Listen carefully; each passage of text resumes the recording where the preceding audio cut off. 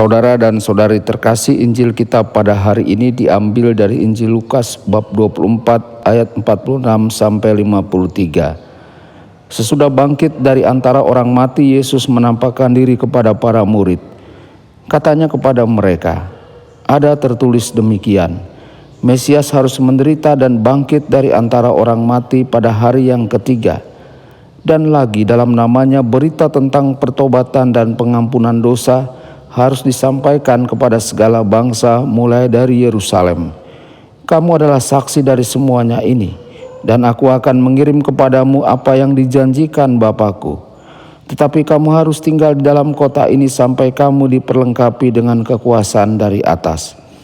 Lalu Yesus membawa murid-murid itu keluar kota sampai dekat Betania. Di situ ia mengangkat tangannya dan memberkati mereka. Dan ketika sedang memberkati mereka, ia berpisah dari mereka dan terangkat ke surga. Para murid menyembah kepadanya, lalu mereka pulang ke Yerusalem dengan sangat bersuka cita. Mereka senantiasa berada di dalam bait Allah dan memuliakan Allah.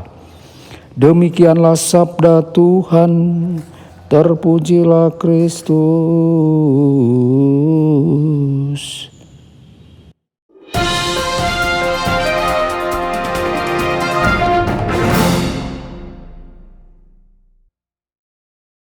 Saudara dan saudari terkasih dimanapun Anda berada, jumpa lagi dengan saya Romo Tedens dalam saluran Warta Kabar Sukacita. Semoga Anda semua dimanapun berada senantiasa dalam keadaan sehat dan bahagia. Sungguh pemandangan yang indah, Tuhan kita menderita, mati, bangkit pada hari ketiga, dan kemudian menghabiskan waktu selama 40 hari bersama para rasul dan para murid lainnya. Sekarang tepat sebelum dia naik ke surga, dia meninggalkan gerejanya dengan pesan cinta ini, yaitu belas kasihan dan pengampunan. Para rasul mengalami belas kasihan Tuhan kita.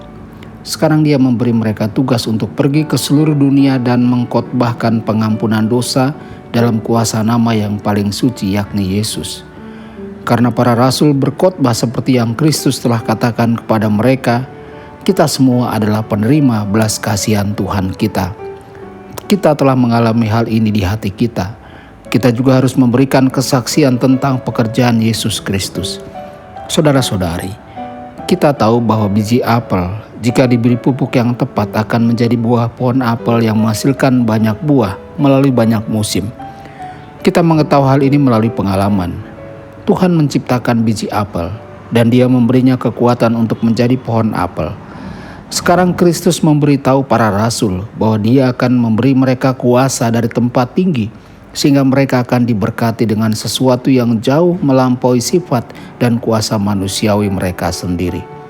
Mereka akan diberikan kuasa untuk menghasilkan buah yang berlimpah bagi kerajaan Kristus. 2000 tahun kemudian, Kristus masih membekali orang dengan kuasa ini dari tempat tinggi, dengan karunia Roh Kudus yang kita terima ketika kita dibaptis, dan dalam proporsi yang lebih besar ketika kita dikukuhkan melalui sakramen Krisma. Melalui doa kita mulai melihat dengan penglihatan tentang diri kita yang sebenarnya dan buah yang dapat kita hasilkan. Saudara-saudari, para rasul sedih ketika Tuhan kita menyampaikan kepada mereka bahwa Dia akan pergi. Sekarang mereka dipenuhi dengan kekaguman dan pujian. Bayangan salib tidak lagi menyerang ketakutan yang sama di hati mereka. Kristus telah mengalahkan dosa dan kematian, dan mereka adalah saksinya, karena mereka telah mengalaminya dalam hidup mereka sendiri. Prapaskah yang lalu kita menemani Tuhan kita selama sengsara dan kematiannya. Kita kemudian menyaksikan kebangkitannya. Sekarang kita melihat Ia naik ke surga. Seperti para rasul, kita juga begitu tergerak untuk berdiri dalam kekaguman akan Tuhan yang begitu agung, sehingga kita menyanyikan pujian baginya siang dan malam. Sikap ini berjalan seiring dengan menjadi utusan cintanya kepada semua orang.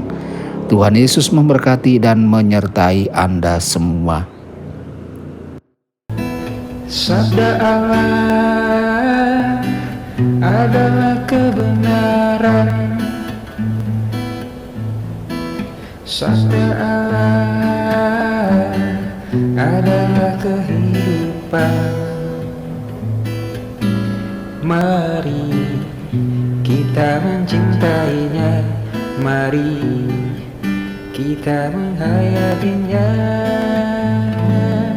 Ya Tuhan yang ku muliakan, sabdamu angkat resahku. Mari kita